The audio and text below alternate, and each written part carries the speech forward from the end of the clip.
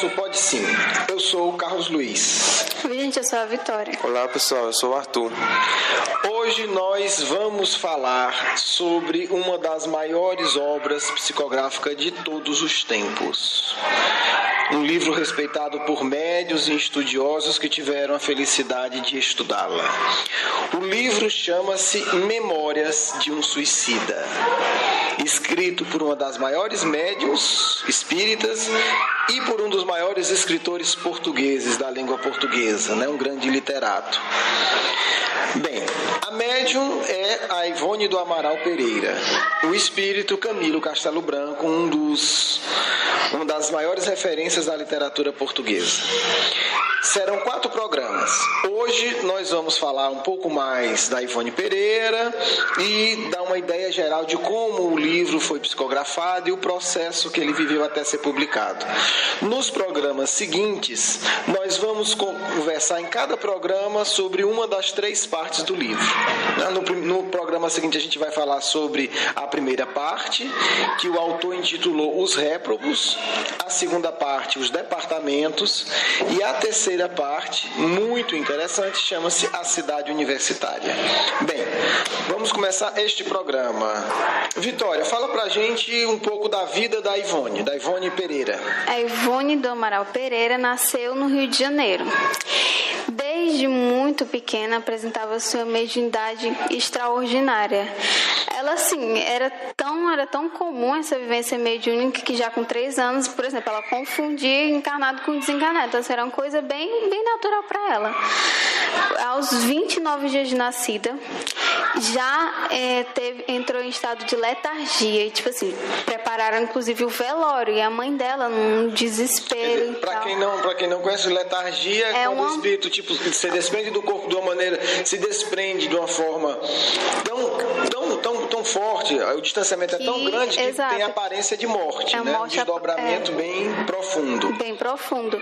A mãe dela, assim, a família toda era espírita, mas a mãe dela tinha uma fé muito forte, então orou com muito fervor. E a filha, aos poucos, foi voltando para o corpo e vamos viver. É interessante porque, na verdade, ela já estava no caixão. Exato. Ela já estava no caixão, já estava um diagnóstico de morta. Já estava tudo pronto. Depois e aí eu lembro que ela conta que a mãe tira ela do caixão chorando, leva ela para outro quarto, tranca a porta do quarto e começa a orar. O que acontece, na verdade? Na hora que ela está com a criança no corpo orando, ela começa a aplicar passe. É um passe. Ela começa a orar com ela e da energia. E essas energias fazem com que ela volte pro corpo e aí ela começa a chorar. Só um detalhe, ela continuou com esse tipo de mediunidade ao longo da vida. Com 8 anos ela entrou em catalepsia outra vez. Mas a pessoa já sabia, estava acostumada, já era uma média experiente, né? 8 anos. Isso aqui é tranquilo, aqui eu já tenho 8 anos de experiência nesse processo. Pois é. E ela tinha uma lembrança muito nítida na infância dela mesmo, da vida dela passada. Que ela se lembranças agradáveis ou desagradáveis? Bem desagradáveis. Quer dizer, com 8 anos, ela tinha regressão de memória e lembrava que tinha sido suicida, né? Exato. Se suicidou, isso doía um pouco nela. E com essa lembrança... Não devia doer muito, mas eu admiro a coragem desse espírito. Mas não é corajoso um espírito desse? Com certeza. Assim, e com essa lembrança, ela lembrava dos familiares da vida passada dela. Um deles era o espírito que, inclusive, acompanhava nessa vida de que ela foi Ivone Amaral Pereira. Já desde essa idade, esse espírito já acompanhava ela. Exato. Foi o pai dela na vida passada, que é o Charles, o espírito Charles. E também o médico Roberto de Canalejas. E assim, ela já com 13 anos participava de mediúnica e tal. E ela chegou inclusive a ver o Camilo Castelo Branco, mas ela nem sabia. Via Camilo Castelo Branco, via Bezerra, via muita gente, entendeu? E a mediunidade dela era super natural. A mediunidade era de psicografia, de cura, incorporação, materialização. Ela participava de desobsessões, assim, tudo bem. Desde pequena já teve todo esse processo. Legal. E olha, e foi uma das grandes médiuns da história. E eu acho interessante isso, porque essa evidência dela, desde 3 anos de idade, né, já o fenômeno da letargia começa com 29 dias, com 8 anos ela tem. E com 13 anos ela já estava totalmente integrada no movimento espírita, né? Eu acho que é uma coisa, é um exemplo bonito e deu certo. Sim. E ela fazia receituários mediúnicos e alguns centros espíritas que ela acabou frequentando ao longo da vida questionavam isso. Diziam, por que você faz isso? Tá, tipo, meio que proibiam. E ela, não, vamos ver aqui, né? Ela lia e tal e questionava com fundamentos realmente. Não, eu posso fazer isso, por que eu não posso fazer então? Ela foi uma médium muito surpreendente. Depois a gente vai passar alguns trechos, né? Oportunamente de algumas entrevistas dela, tem algumas coisas de áudio, né? Que graças a Deus foram salvas.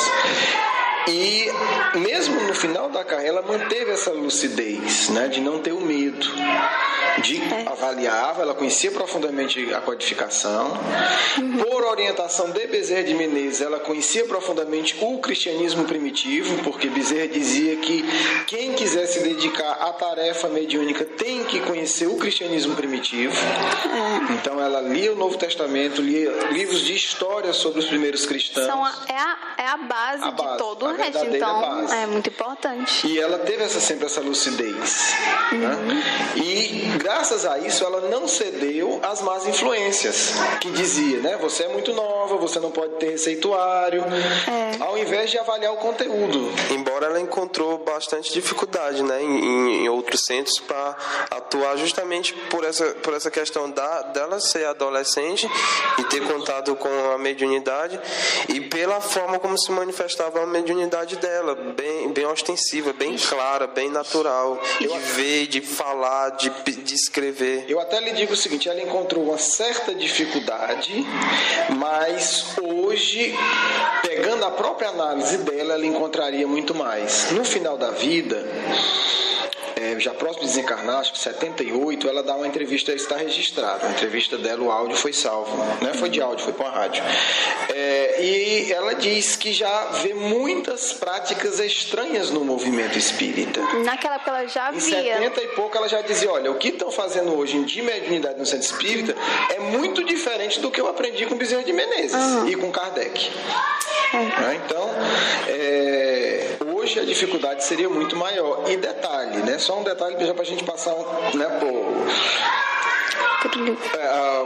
o Arthur falar outros aspectos. Ivone Pereira recebia, por exemplo, o receituário normalmente na casa dela. Hoje em dia tudo tem que ser no centro espírita. Exatamente. Não pode. E aí a gente um dos grandes exemplos de que alguma coisa está errada.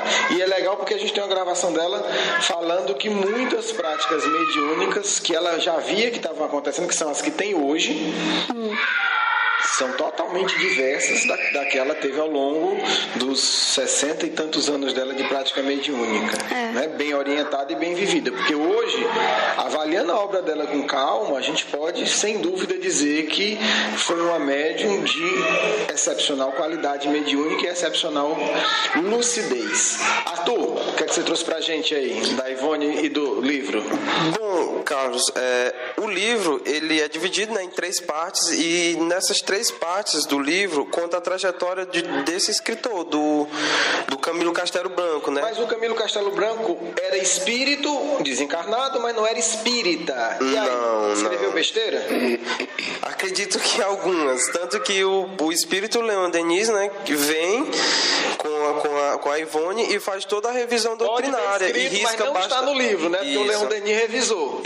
Foi revisado e ele risca várias páginas. Ele corta um terço do livro, né? Isso. Vamos falar logo a verdade. E é interessante os detalhes da narrativa, porque tem uma parte na introdução do livro que a Ivone fala assim: as mensagens já não eram escritas, mas narradas, mostradas, exibidas à minha faculdade mediúnica, para que ao despertar maior maior facilidade ao encontrar-se para compreender aquele que, por mercê inestimável do céu, me pudesse auxiliar e descrevê-las. Então, o livro não foi só psicografado, ela teve desdobramentos, ela viu imagens, ela viu cenas do Vale dos Suicidas, de toda a trajetória do Cândido, ele narrando para ela visualizando. Então você vê tipo assim, o recrutamento de vários tipos de manifestações mediúnicas que ela podia ter para poder escrever o livro com os detalhes que ela escreveu. Exatamente. O livro conta essa trajetória de como vive um suicida após a morte, né? Isso, deixa eu só interromper porque eu acho que é importante destacar isso, Arthur. Aí a gente vê que esse livro, né, pegando uma comparação na Terra, é uma superprodução mediúnica. Por quê? Porque é um livro que vai trazer detalhes com uma qualidade que a gente raramente encontra numa obra psicográfica. Isso. Assim, como médico psicólogo eu posso falar, quer dizer, como é difícil você narrar aspectos muito específicos, né? E o livro consegue retratar isso com uma realidade impressionante. Verdade. E aí a gente entende, porque todas essas faculdades, né? Quer dizer, então, os espíritos não elaboram de uma maneira limitadora, quer dizer, ela usa todos os recursos, ela usa inclusive as memórias das vidas passadas. Por isso que ela já começa a lembrar na infância. E você falou, né? Ela utiliza todos os recursos. Falando de forma até material, realmente ela usou todos os recursos. Porque ela não... Conta, né? Que ela não tinha dinheiro para comprar papéis, para comprar materiais, para escrever, para psicografar. E ela usava o que ela tinha no momento que ela tinha disponível em casa, onde ela estivesse, para poder compor essa obra, entendeu? Então você vê a variedade de recursos espirituais e de recursos materiais. A gente pode dizer assim, a abundância de recursos espirituais e a extrema escassez de recursos materiais. E uma criatividade muito grande. O livro foi psicografado, para quem não sabe, em papel de enrolar pão. Ela pegava esses papéis, né, passava o ferro para poder ele ficar lisinho e usava porque ela não tinha dinheiro para comprar o papel para psicografar o livro. Isso. E aí, diante de uma história dessa, a gente tem que se questionar se nós não temos demais, né? Porque você, sem recursos materiais quase nenhum, a dona Ivone Pereira, ela foi pobre a vida toda. A vida toda ela foi trabalhava pobre. Como costureira, né? Dizem os biógrafos dela que ela sequer conseguiu aposentar, era outra época, né? Ela não tinha sequer uma aposentadoria. Então, não tinha um Bolsa Família, que hoje tem. Na época dela não existia isso. Não existia nenhum recurso, né, desse sentido. Então, ela a vida toda foi pobre e Memória do Suicida foi um dos livros que mais vendeu na história, né, dos livros espíritas. Mas o dinheiro do livro foi para ela? Nada. Toda a obra dela foi doada.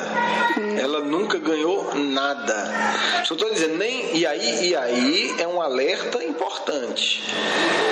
Ela nunca ganhou nada, nem direta, nem indiretamente, porque às vezes tem médium bem intencionado, mas mal orientado, que acaba tendo benefícios indiretos das obras psicográficas. Ela não, a prova é que ela morreu pobre. Costureira e sempre teve uma vida limitada, nunca teve facilidade. Então, Ivone do Amaral Pereira é um monumento de coerência e de abnegação, quer dizer, então não vamos falar das outras obras hoje, mas essa obra específica maravilhosa, ela, apesar de tudo isso, se manteve sem nenhum benefício indireto. Então isso é importante a gente destacar. Outro ponto que eu achei interessante na introdução do livro, Carlos, já que o Pode Sim hoje é da apresentação do livro, né? Além dela trazer a forma como ela compôs, os recursos que ela utilizou para compor o livro, mostra entre as linhas do texto o respeito pelo Cândido e pelo Camilo, né, Castelo Branco, e pelo espírito Leon Denis. A relação, você começa a sentir essa relação que ela tinha com a história do Camilo Castelo Branco, né? Aí você vem da trajetória dela de vidas passadas, de ter sido também suicida. E eu consegui ver ela se identificando com ele personagem, ele espírito. Isso, e toda a história dela. Ela viveu aquilo ali várias vezes. E ela respeita ele, tipo assim, respeita o conhecimento. Entende a dor, né? Entende a dor e respeita o conhecimento intelectual, né? Embora não recusa as revisões, né, que são necessárias em qualquer obra. Qual é a história desse livro? Desde a psicografia, a gente já falou um pouco que foi em papel, né, de pão, foi psicografado, e aí é curioso que ela disse que ela psicografou esse livro com caneta, e ela disse que nem se deu conta, porque para ela psicografou com o que tinha, né, não pensou nisso.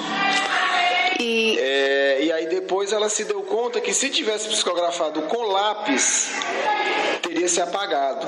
Porque justamente passou 29 anos dentro da gaveta, assim, sem... Desde a recepção até a publicação. Exato. Né? Por que 29 anos? Por que esse tempo todo?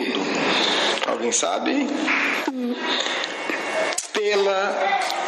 Primeiro, pelo critério, pelas coisas novas que o livro trazia, ela queria realmente ter a convicção de que aquilo era uma obra verdadeira, porque hoje todo mundo está acostumado com a ideia, mas a primeira médium no Brasil que se tem algum registro a descrever detalhadamente a vida espiritual, as cidades espirituais, foi a Ivone Pereira. O Caibá Schutel, antes dela, publica no livro A Vida no Outro Mundo um capítulo dizendo que os espíritos que o orientavam tinham falado que existiriam de fato cidades e construções do mundo espiritual, e que ele tinha pesquisado em médios de outros países e tinha visto essa informação. Então ele lançava aquela informação a título de hipótese. Olha que coisa curiosa, porque era uma coisa que as pessoas não sabiam. E ela traz algo concreto. E ela traz um relato, até hoje, o relato mais detalhado e profundo. É importante registrar o respeito que o Chico Xavier tem por essa obra. Chico Xavier afirma que é a obra que mais minuciosamente descreve a vida espiritual. Então é a opinião de alguém que sabe, né, como médium, né, e como uma pessoa que tinha uma compreensão espiritual profunda. Então a obra começa aí, são 29 anos. Primeiro ela recebe do Camilo Castelo Branco, que não é uma obra doutrinariamente ajustada, porque é só um relato. E aí a lucidez. Ela nem condena e nem aplaude. Ela recebe, ela faz o papel de médium, né? Vou receber, depois eu avalio. Depois vem Bezerra, né? Confirma. Depois vem o Leon Denis fazer toda a revisão doutrinária da obra. Olha como do ponto de vista espiritual é uma superprodução, né? Quer dizer, a imensa equipe trabalhando nessa obra. Verdade. Dos recursos dela, do amparo espiritual, de uma revisão por um Leon Denis. E aí o pessoal pergunta, mas Ivone, por que o Leon Denis lhe assiste? Ela disse, bem, primeiro eu gosto muito da obra dele, segundo eu li que ele disse, antes de desencarnar, que quem orasse por ele, ele vinha ajudar. Eu oro. É simples. Eu estudo a obra dele, tenho sintonia com ele, ele falou que podia orar e eu oro. Então de repente ele vem. E aí, depois de tudo isso, ela comenta que passou anos na dúvida. Toda noite ela orava para pedir orientação. Olha que posto, né? As pessoas acham que mediunidade é mágica, né? Não, é só perguntar, responde e tá bom. Não é. É todo um processo de amadurecimento emocional dela. E aí, certa vez, ela pede orientação para um companheiro espírita e ele descaridosamente destrói a obra. Diz que ali é um conjunto de mistificação, que é um absurdo. E ela, muito abalada, não querendo prejudicar a doutrina, obviamente, né? Envolvida naquela emoção excessiva. E ele era uma pessoa conhecida do movimento. Era uma pessoa de referência, conhecida, famosa, né? E aí ela decide queimar. Diz, não, se isso é tudo, né? Se é tão ruim assim, ela pegou os originais para queimar. Quando ela pega o fósforo para acender, ela vê uma mão em cima da dela. Era Bezerra de Menezes dizendo calma. E aí ela mostrou para outras pessoas, né? E de fato o livro foi publicado, salvo engano, em 1934, né? A primeira publicação, não é isso, Arthur? Ou 54, né? 54. é a data do prefácio. Então, é uma longa trajetória, mas até hoje é a melhor obra mediúnica sobre o tema suicídio. E sobre a vida espiritual. Nós veremos coisas absolutamente extraordinárias e espantosas quando a gente começar a discutir sobre o livro em si. Bem, vamos agora para a nossa segunda parte, né? Que é a parte da mensagem dos amigos espirituais.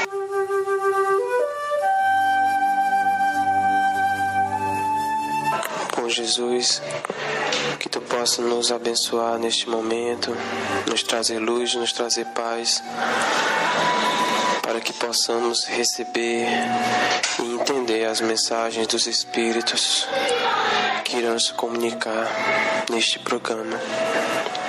Muita paz, obrigado, que assim seja. Amigos, jovens espíritas, apresento-me como Francisco, logicamente, um nome não verdadeiro ao meu, para trazer-lhes uma mensagem de que a leitura deste livro, escrito por Ivone, Memórias de um Suicida, despertarão em vocês o desejo do contato com os espíritos, o desejo com contato com a mediunidade, pois ele mostra a trajetória de um suicida, mas entre as linhas escritas por Ivone, mostra a beleza da mediunidade em cada detalhe e em cada parte do livro. Fui um suicida, hoje estou me recuperando e me preparando para uma nova trajetória na Terra, para ajudá-los e para ajudar o movimento espírita como um todo, no trabalho e no progresso e desenvolvimento dos jovens com mediunidade. Muita paz a todos vocês, me despeço. Queridos amigos, o exemplo de Ivone Pereira é o exemplo a ser seguido pelos jovens que amam o nosso tão amado Mestre de Nazaré. Mediunidade, abnegação, cristianismo verdadeiro, sejam essas as linhas mestras de vossas existências. Começai como começou a jovem Ivone, dialogando com os espíritos, recebendo mensagens, atendendo aos aflitos, coordenando reuniões de desobsessões difíceis, mas que produziam belíssimos resultados. Atentai, médiuns que vos são dados como exemplo, começaram sempre muito cedo em suas experiências de intercâmbio mediúnico. Se quereis, pois, servir ao Cristo, servi-o desde a mocidade, aprimorando o vosso coração pelos bons hábitos, renunciando à animalidade inferior, servindo abnegadamente, encarnados e desencarnados, pois todos são filhos de Deus. Atentai, o caminho que o Cristo apresenta, seja há 2000 anos atrás, seja neste instante, é sempre o mesmo. Espiritualização, abnegação, vivência mediúnica elevada. Assim fez nosso mestre com João Evangelista, desde jovem, preparando-o para a sua missão e para a recepção do mais complexo livro da história deste mundo, o Apocalipse. Assim fez a discípula de Jesus, Ivone Pereira, para a recepção da magnífica obra Memórias do Suicida. Este livro vos ensinará sempre o caminho triste daqueles que fogem do próprio testemunho e a glória imortal daqueles que desejam servir ao Cristo independente dos erros do passado. Que o exemplo dessa médium, dessa espírita, desta amiga, toque os vossos corações, para que não duvideis. Jovem espírita, cabe a vós a continuidade desta tarefa.